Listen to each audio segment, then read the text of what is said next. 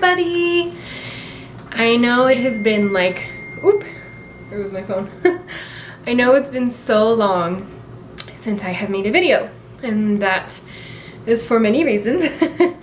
One reason was just because there was no updates, we weren't doing anything. Since our miscarriage last January, or January of 2015, we've kind of just been regrouping and focusing on each other and our lives and our health. And after we had our miscarriage and, you know, we just had poor embryos, we only had 2 make it to transfer, and they were really poor embryos. You know, I had gained a ton of weight just from doing IVF and the stress from it and not taking care of myself and just kind of eating my, you know, pain away or whatever.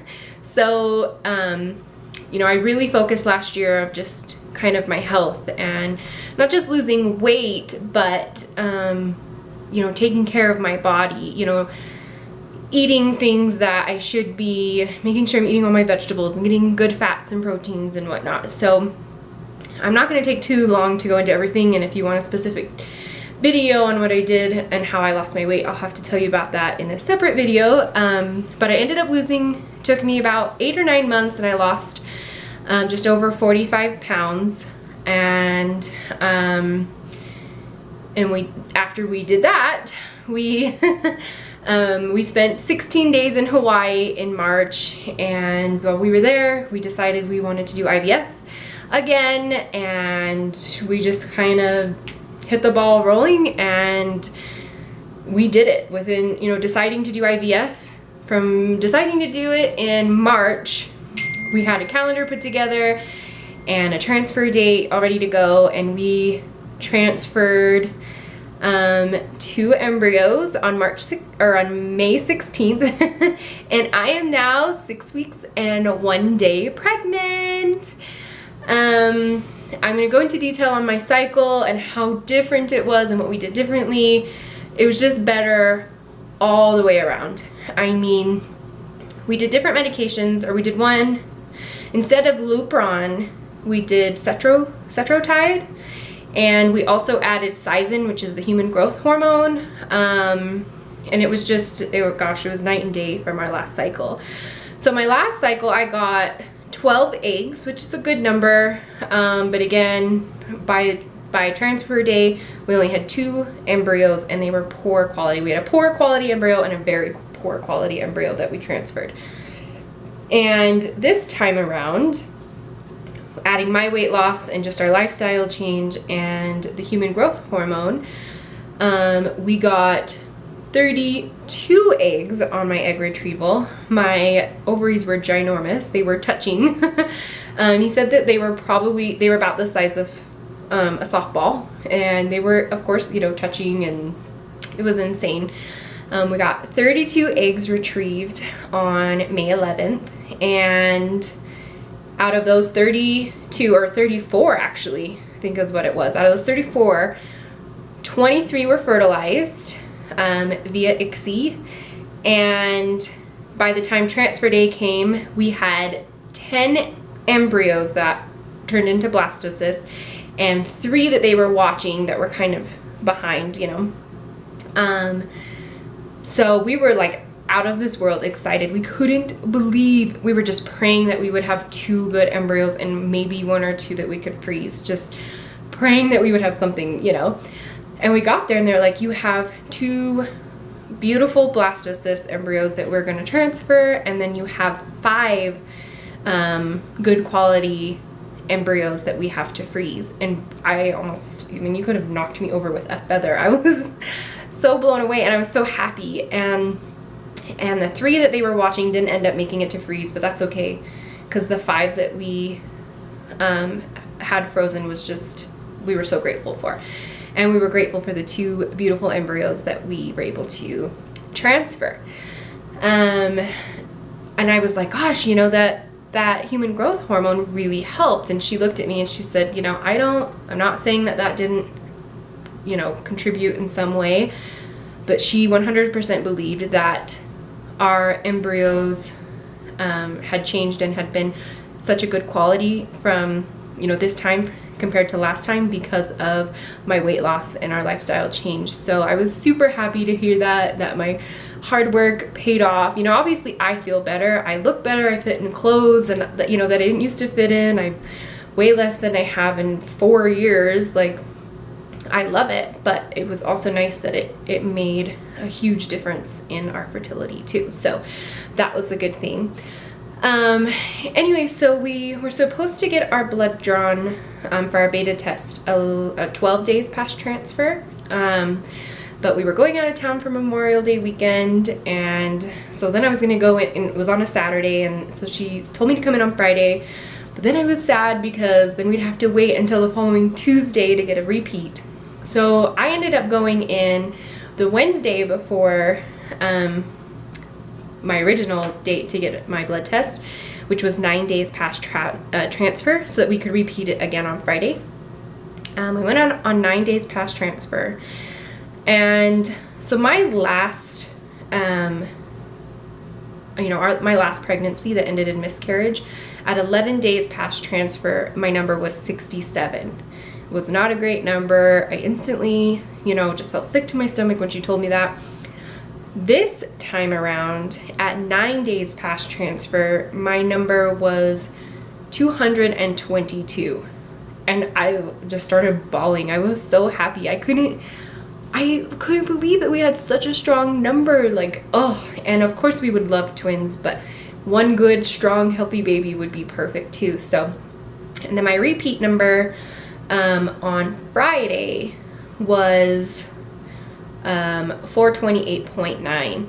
So it hadn't quite doubled. It was 90. It had doubled, or it had gone up 93%. And my doctor's office said anything above 80% is what they call perfect. So, because I was like, should I be concerned that it didn't double 100%? And they were like, nope, it actually can take up to 3 days for your HCG to double. So, it was nothing to be concerned about.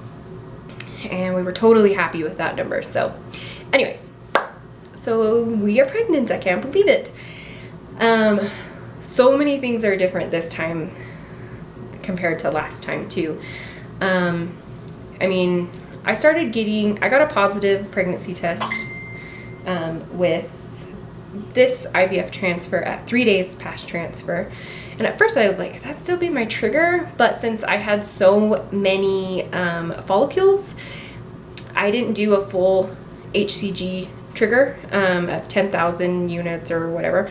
I did half at 5,000, and then I did also Lupron for my trigger shot. So my HCG for my trigger shot should have been out of my system like 5 days later, by transfer day basically.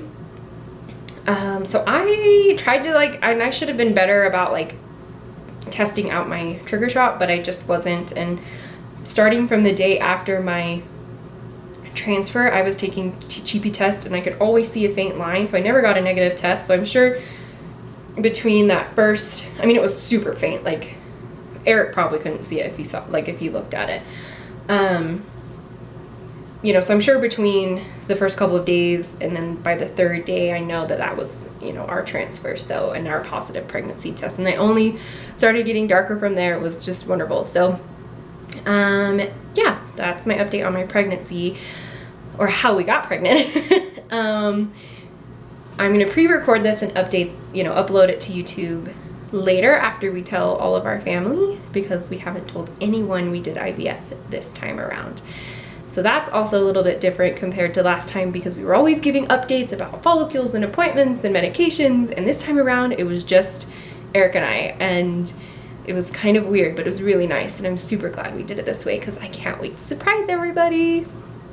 As far as symptoms go, I kind of got an inkling that I was testing, so I knew I was pregnant, but another thing that popped up this time that happened last time too when I started getting pregnant, which I can't show you, but my chest got covered in these little red dots, almost like little red zits or something.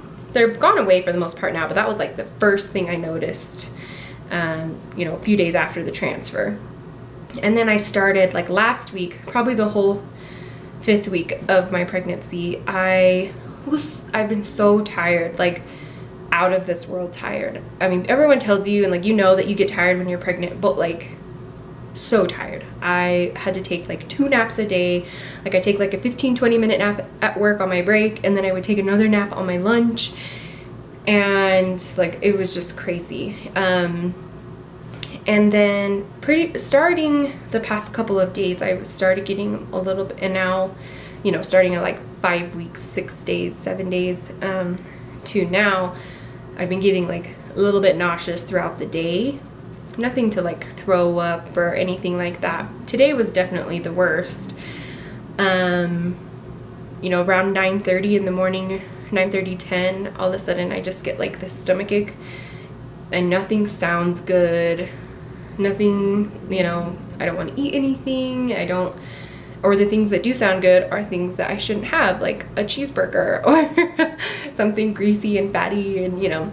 Anyway, so it's been really hard to like get my green veggies in like I've been able to do the past, you know, year. So I've been trying to like just drink a lot of V8s and get veggies in when I can, when I, you know, feel well enough to. But yeah, I was getting super nervous because I had read like that if you don't, you know, people or women who get morning sickness are less likely to miscarry because it means their levels are up.